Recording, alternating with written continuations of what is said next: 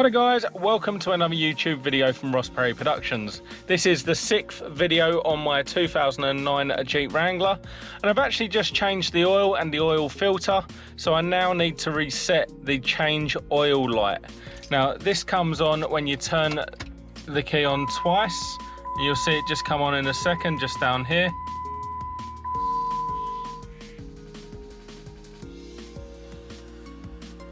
It says change oil, change oil. So it does that twice. It does that every time you start it.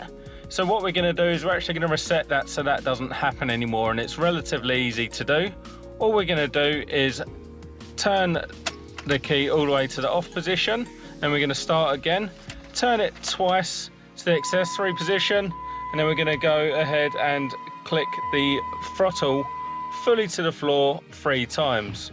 1, 2, 3. Once you've done that, just turn the car off, take the key out, wait a second, then we can go ahead, put the key back in, and now it will not come back up.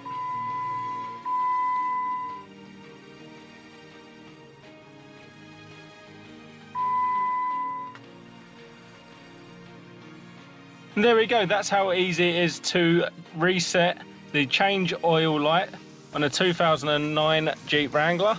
A lot of other Jeep Wrangler JK's models, this is exactly the same process, so give it a go. If you found this video helpful, please do give me the thumbs up, leave me a comment down below, check out some of my other videos, and subscribe to my channel.